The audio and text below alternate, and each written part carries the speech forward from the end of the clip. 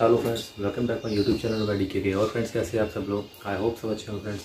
तो फ्रेंड्स, आज मैं बात करने वाला हूँ सिंगापुर में जो एज लिमिट है, एज लिमिट क्या होनी चाहिए यहाँ पे आने के लिए। क्या, क्योंकि बहुत सारे लोग जो है मेरी वीडियो पे कमेंट करते हैं, पूछते हैं भाई कि सिंगापुर में आने के लिए एज क्या है, कितनी एज होनी चाहिए, मैक्सिमम एज क्या है। तो आज हम इसी टॉपिक पे बात करने वाले हैं। तो उससे पहले अगर आप मेरे चैनल पे नए आए हैं तो मेरे चैनल को लाइक, सब्सक्राइब और शेयर करो दोस्तों। और साथ में जो मेरा दूसरा चैनल है नोमैडिक के ब्लॉग्स, उसको भी दोस्तों सब्सक्राइब कर दीजिए। चलिए दोस्तों, शुरू करते हैं ये वीडियो।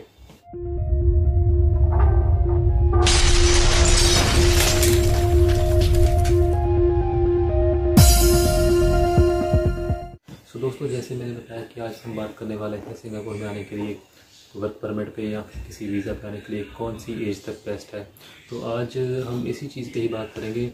सबसे पहले बात करते हैं, मान लीजिए अगर आप लोग होटल इंडस्ट्री में आने वाले हैं तो होटल इंडस्ट्री की बात करूं तो 20 से 25, 28 तक जो है सबसे बेस्ट एज है यहाँ पे आने के लिए, क्योंकि इनका वीज़ा भी बहुत जल्दी लग जाता है। क्योंकि अगर ये अंडर वर्क परमिट आ रहे हैं, होटल लाइन में आ रहे हैं, रेस्टोरेंट में आ रहे हैं, तो क्योंकि उनको होता है कि ये एक तो बंदा फ्रेशर है और यंग है। क्योंकि यंग है, 20 और 25 के बीच है, तो वही थोड़ा वो एक्टिव भी ज़्यादा होगा, तो वो काम भी ज़्यादा करेगा।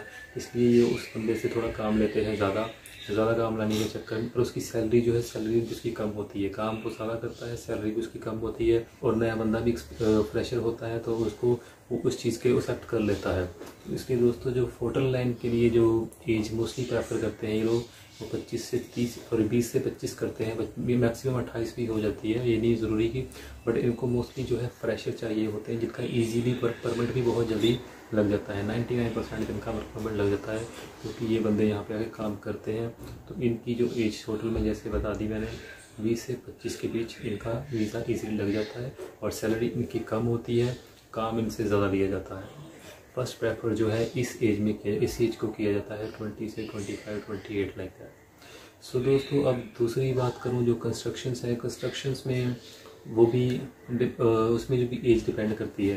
क्योंकि अगर आप अंडर कंस्ट्रक्शन आ रहे हो तो कंस्ट्रक्शन में भी आपकी जो एज है, अगर तो 20 से 30 के बीच है, तो उसमें ये कंस्ट्रक्शन में एक सबसे पहली बात तो ये भी बता दूँ कि इसमें तो काम है, बहुत हार्ड वर्किंग होता है। सिंगापुर का जो कंस्ट्रक्शन का काम है वही बहुत हार्ड वर्किंग है।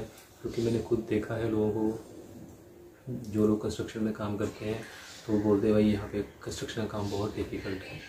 तो इसलिए अगर आप कंस्ट्रक्शन में आ रहे हो तो कंस्ट्रक्शन की जो एज है वो भी 20 से 30 साल जो है फर्स्ट प्रेफर करते हैं। क्योंकि हार्ड वर्किंग की जॉब है, जो नए आते हैं उनमें थोड़ी एनर्जी ज़्यादा होती है। सेम लाइक जैसे मैंने बोला कि होटल में ऐसे है कि होटल और रेस्टोरेंट में ही थोड़ी उनको एनर्जी वाले लोग चाहिए होते हैं कि जब हार्ड वर्किंग ज़्यादा हो। तो यह सेम थिंग यहाँ पे भी है। कंस्ट्रक्शन में भी सैलरी मैंने जैसे बताई थी आपको कि $18 पर डे बेसिक सैलरी है जो स्टार्टिंग में है फ्रेशर की। एक तो उनको सैलरी कम देनी पड़ती है, एक यंगस्टर होते हैं और वो हार्ड वर्क भी ज़्यादा करते हैं। तो कंस्ट्रक्शन की जो एज भी है वो 20 से 25-30 तक वो प्रेफर मोस्टली ज़्यादा करते हैं। फर्स्ट प्रेफर उनको है। बट अगर आपको कोई एक्सपीरियंस है, आपने कोई स्किल का कोर्स किया है, और फिर तो आप, और इवन कि आप सिंगापुर में पहले ऑलरेडी वर्क कर चुके हो, अगर आपकी एज 40 की है, 45 भी है, तब भी आप सिंगापुर में वापस काम कर सकते हो। क्योंकि आपके पास ऑलरेडी सिंगापुर का एक्सपीरियंस है और सिंगापुर में आप जॉब कर चुके हो। तो इसलिए उसमें जो है डजंट मैटर कि आपकी एज क्या है। हाँ, बट बहुत ज़्यादा भी नहीं होनी चाहिए, 40 से 45 भी चल जाती है। क्योंकि मैंने लोगों को देखा है जो यहाँ पे 40 और 45 की एज में भी काम कर रहे हैं, क्योंकि उनके पास ऑलरेडी सिंगापुर का एक्सपीरियंस है। उनको यहाँ पे 10-10 साल हो गए हैं, उन्होंने यहाँ पे कोर्स किए हैं, उनके पास स्किल का सर्टिफिकेट है, बहुत कुछ है उनके पास। तो इसलिए वो लोग यहाँ पे जॉब करते हैं। तो उनके लिए मैं एज जो है डजंट मैटर। बट ये बाकी उन पर डिपेंड है कि वो यहाँ पे 40 या 45 अगर वो यहाँ पे उनकी बॉडी उस चीज़ को एक्सेप्ट कर रही है, वो कंस्ट्रक्शन में काम कर रहे हैं, तो वो लोग करते हैं यहाँ पे। क्योंकि मैंने उन लोगों को देखा है जो लोग इस एज में भी यहाँ काम करते हैं, जिनके पास सिंगापुर का एक्सपीरियंस है और वो यहाँ बहुत लॉन्ग टाइम से है, उनके लिए ईजी है। अदरवाइज वर्क परमिट में कंस्ट्रक्शन में भी जो फर्स्ट प्रेफर है नए बंदे के लिए, फ्रेशर के लिए, वो यही एज है 20 से 25-30 साल की। क्योंकि उनको फ्रेशर चाहिए होती है, सैलरी भी कम देनी पड़ती है। बट हाँ, अगर आप एक्सपीरियंस हो, आप किसी और कंट्री के एक्सपीरियंस हो, आपके पास सिंगापुर का एक्सपीरियंस नहीं है, किसी और कंट्री में आपने काम किया है, दुबई में या सऊदी में कहीं भी काम किया है, पर आपके पास सिंगापुर का एक्सपीरियंस नहीं और आपकी एज जो है 40, तब आपके लिए वो डिफ़िकल्ट होने वाला है। क्योंकि सिंगापुर मांगता है कि सिंगापुर का एक्सपीरियंस आपके पास है 40 की एज में भी, तो ईजी है। अगर आपके पास सिंगापुर का एक्सपीरियंस नहीं है तब आपके लिए थोड़ा डिफ़िकल्ट हो सकता है। और तीसरा दोस्तों बात करूँ IT की, IT फील्ड में ऐसे है कि IT फील्ड में उनको एक्सपीरियंस लोग चाहिए होते हैं कि फ्रेशर के लिए चांसेस बहुत कम होते हैं। होते भी हैं पर बहुत कम होते हैं, बट मोस्टली जो प्रेफर है उसमें एक्सपीरियंस को दिया जाता है। जो कि एक्सपीरियंस बंदा हो, जिसके पास ऑलरेडी एक्सपीरियंस हो, उसने काम किया हो, तो उसमें एज मैटर नहीं करती। उसमें तो एज 50 और 60 तक की जो है, अगर आपको एक्सपीरियंस है तो उसमें आप IT सेक्टर में जॉब कर सकते हो दोस्तों।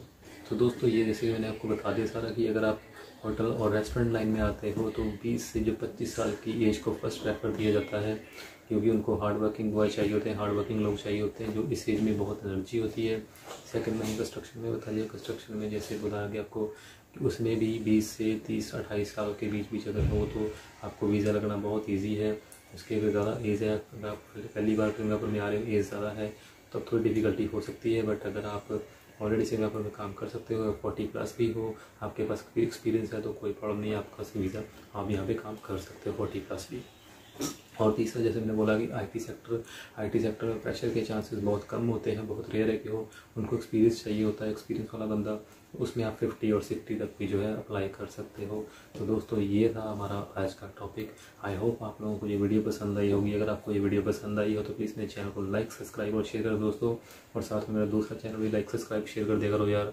तो चलिए दोस्तों, इसके साथ ये वीडियो ख़त्म करते हैं। जल्दी आपके साथ और भी वीडियो लेके आऊँगा। Okay friends, bye bye.